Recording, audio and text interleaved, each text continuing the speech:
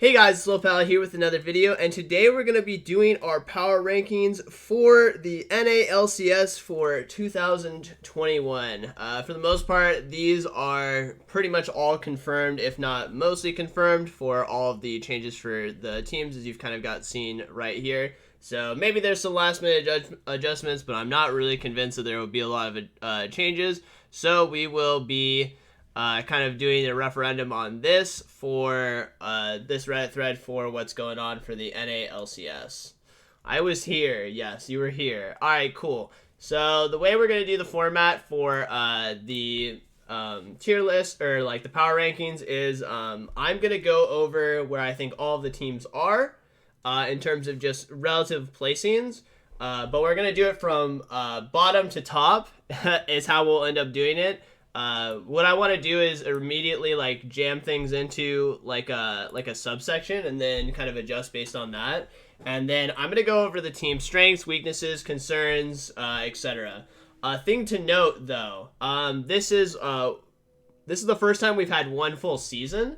So there is not going to be like a split, like two splits or whatever. So these ratings will adjust as the thing goes on. What I can do is I can do a predictive half time and I can do a predictive end time. So like halfway through where I think they'll be, and I will maybe offer some potential options for them in the future if I think they'll get better as like time goes on.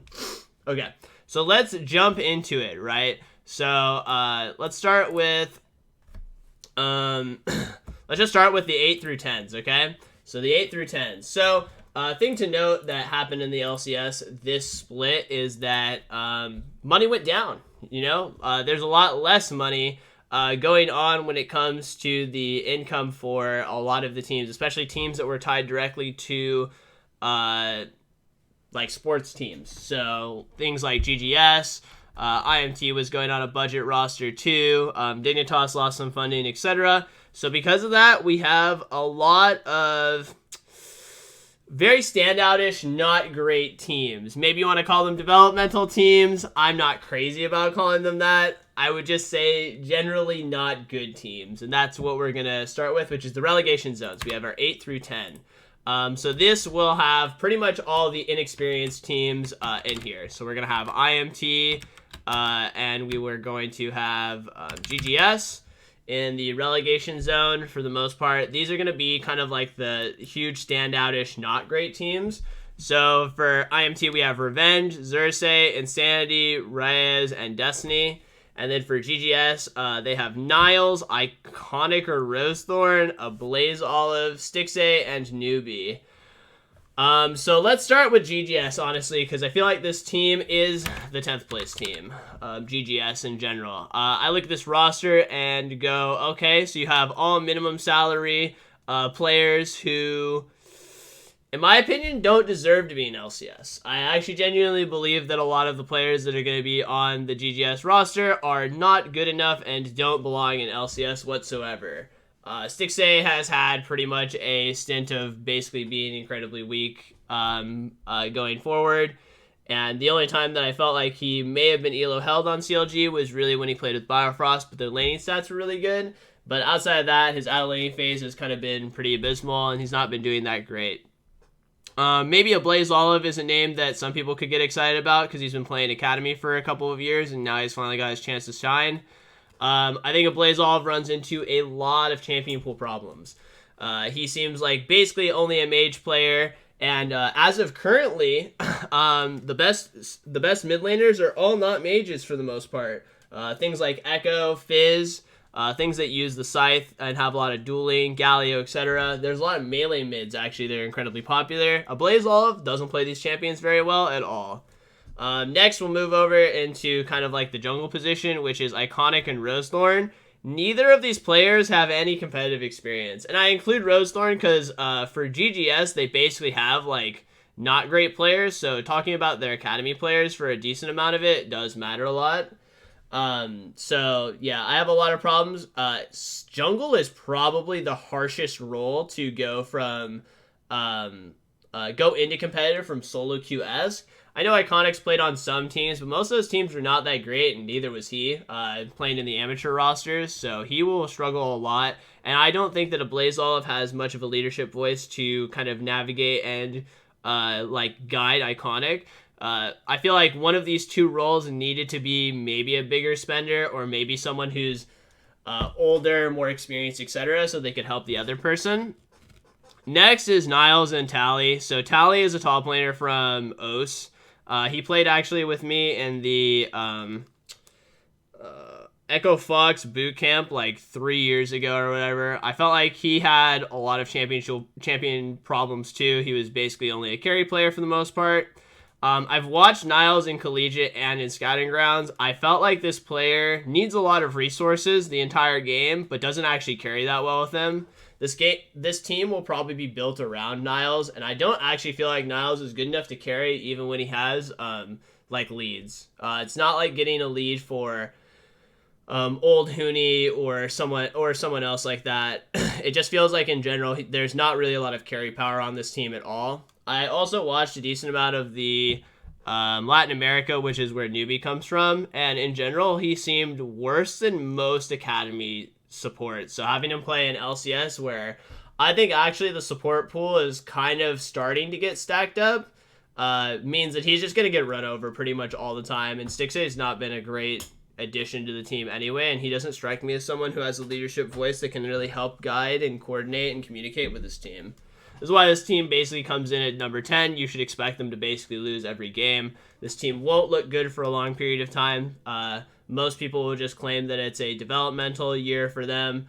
I'm not convinced that that is the case, since literally the last time that they did that, they basically got rid of all the players that they were developing. People to look for on this team is mostly...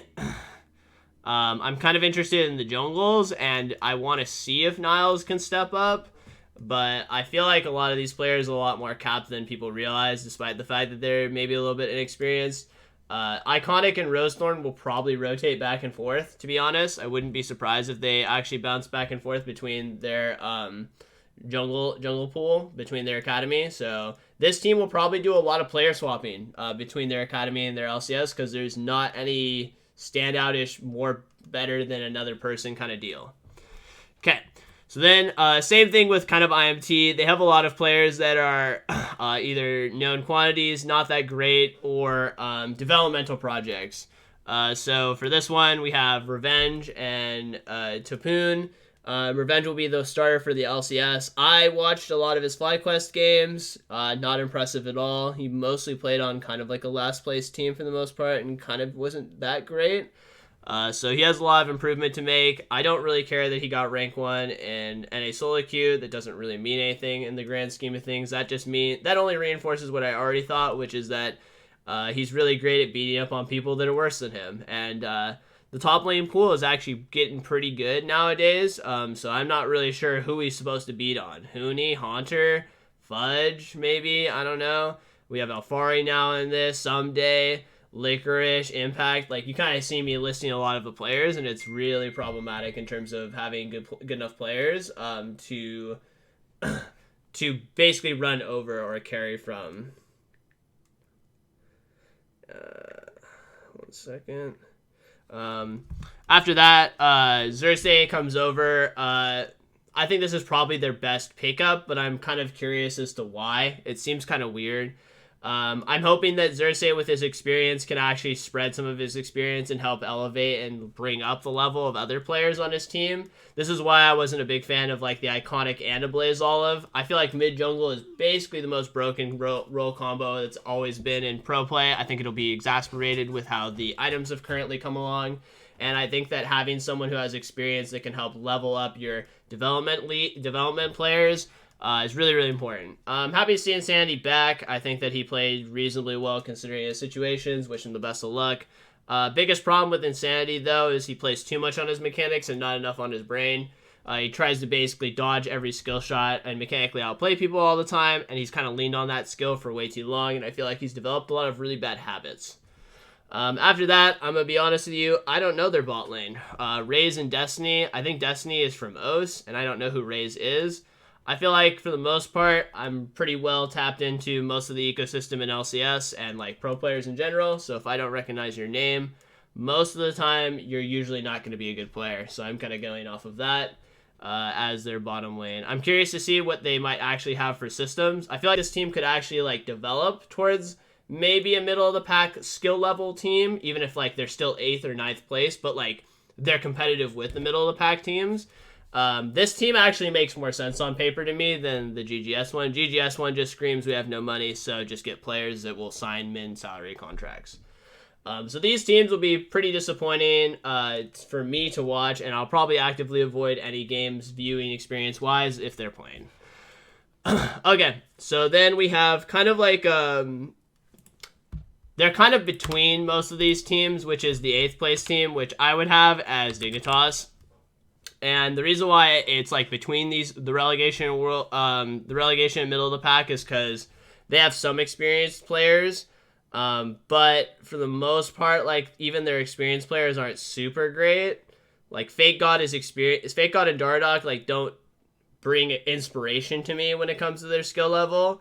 So yeah, I think that a lot of this team is banking on the fact that they hope Aphromoo will carry them via comms, but I think Neo, I've played with Neo, I've watched Neo, I don't know how this guy keeps getting offers, actually. I know that's kind of like a mean thing, but I've never felt like his skill level was really that great. His communication skills are kind of bad, and his awareness on the map is really, really terrible. I've played plenty of competitive games with him, so I'm hoping that maybe Aphromoo can shore up some of that. That's why this team could be a middle of the pack, but couldn't. A lot of it is predicated on like how Fake God and Dardoch allocate to this team.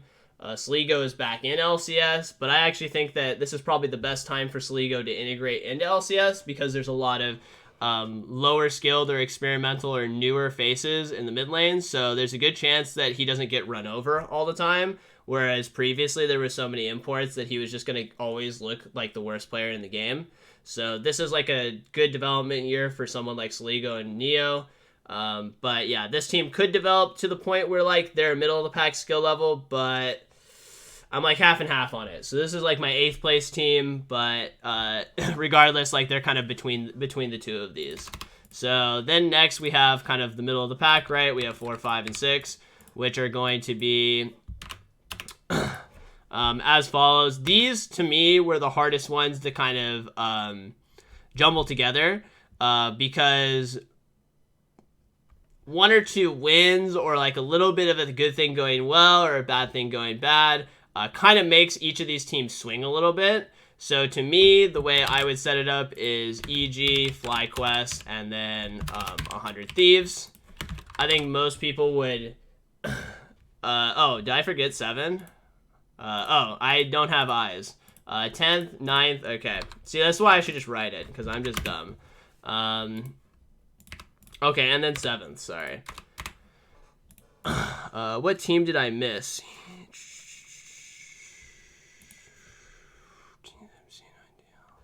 Am I missing a team right here, or did I just do math incorrectly? CLG. Oh, CLG was the other team. Okay, perfect. Thank you. That was the team that I forgot about. Okay, so let's do it like this. Okay, now I have all of it. CLG, FlyQuest, 100 Thieves. Okay, so all of these I feel like are actually pretty close in power in terms of skill level. If I wanted to have a stand above the pack, it's 100 Thieves actually. This 100 Thieves is kind of like the same thing I did with the middle of the pack or like Dig. Dig goes between relegation and middle of the pack. 100 Thieves for me goes between Worlds bracket and middle of the pack, as in like they could be in the running for one of the like world spots if there's 3 spots again. So let's do these 3 teams together, which is EG, CLG, and FlyQuest.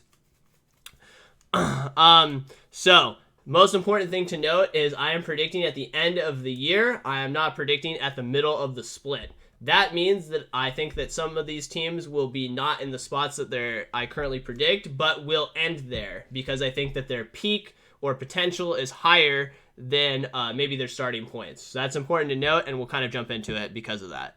So EG has Impact, Svenskeren, Jizuke, definitely an Ignar. I think that this team will really struggle if AD carries ever become an important thing. I think definitely his damage per minute, like based on gold share, is relatively low. I think Ignar, he does mold the team and play around in mid lane really, really well. So Jizuke will have carry potential and like carry games. But I feel like what the problem is that makes them very predictable and very linear. The only way this team wins is if they play through mid via their jungle and their support roaming a lot. That means that this team, if they can't bully or get a lead in mid lane, will have no functional way to win games. I think that also, because of the fact that they'll probably want to play through Jizuki a lot, they'll be picking a lot less teamfight comps. Now, the problem with that is that someone like Impact plays teamfight comps really well, and that means that there's a clash in style. This means that I feel like some of the games they'll kneecap themselves when it comes to team compositions, but they'll be able to get a lot of wins early, I feel like, on this team because of the fact that they'll be able to take advantage of more disorganized or newer mid laners getting used to the game, and they'll be able to play through mid lane. After that is CLG, which I'm actually pretty happy with like most of their upgrades and adjustments. Main concern is honestly how Broxa integrates into the team. So they've got Finn from EU LCS, I believe, who's been really highly touted by Dom, and I trust a lot of his like concepts and understandings of like skill level for players. They ended up picking up Broxa, the Hoff Pobelter, Wild Turtle, and Smoothie. Now, the problem that I have here is that Smoothie has looked worse and worse progressively, and I'm not sure if that's because of the environment, the person he's laning with, or any of those other factors. Another thing to note, too, is I feel like I will dominate. I feel like this team might struggle with communication problems, as in too many people talking. That is a thing. I've known that Turtle definitely chimes in on comms pretty often. Smoothie has a pretty powerful voice. I think Broxa needs to be talking a decent amount of the time to have like a good flow state. Pobelter is someone who talks a lot too. Unsure about Finn. So I actually feel like this team might have communication problems in the opposite direction, which is there's too much conversation and not enough doing. I think all their players are pretty middle of the shelf at this point in time. Like they're all just decent players. No one's super standout-ish. Maybe Wild Turtle a little bit, I would say. Big concern is mostly just how the mid and jungle play together. Pobelter's kind of like been mostly an on-the-island mage player recently. And I'm not sure if playing with Broxa, they'll unlock each other a lot. And I feel like mid-jungle is a role that needs to play together a lot. So I have some concerns when it comes to their mid-jungle. I think the bottom lane is stable. I've actually seen Smoothie of almost all the supports be the ones to pull out kills 2v2. Like, he's one of the most likely people to get 2v2 kills. So this team could pop off and carry games just from their bottom lane. I'm just really unsure what Finn plays or how he plays. So that is one of the unknown factors for at least me looking at this team. But overall, I feel like this is just a middle of the shelf. And I want to reiterate that, like, I feel like the 7 through 5 is just all like pretty dang even, and if I had to like score them all, they'd all be like pretty close in terms of power level. And then next, the reason why I say FlyQuest is maybe a little bit above them is just because I see a lot of potential growth in this team.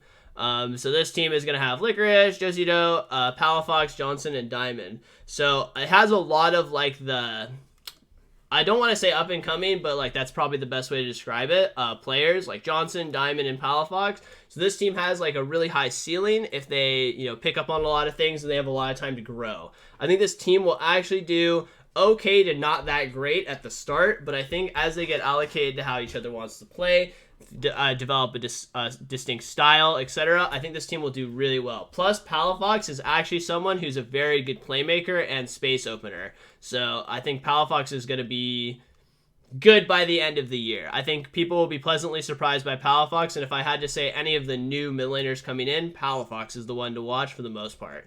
So really happy with, like, I think this is just a good, like, middle of the table team once again, with actually a decent amount of upside. This team could potentially be a lot better towards the end of the year just because of the other people. It's Hose? Okay, my bad. I don't know how to say that name. Apologies. And okay, so next is obviously 100 Thieves, which is basically GGS, but with Someday instead of Haunter. So for the most part, this team doesn't really need too much introduction. This was a really good team. Contested the, it literally beat the TSM roster that ended up winning the full season. So, and they had really contestable games after that. All they've done is upgrade their top laner by a huge margin, in my opinion. Someday is much better than Haunter.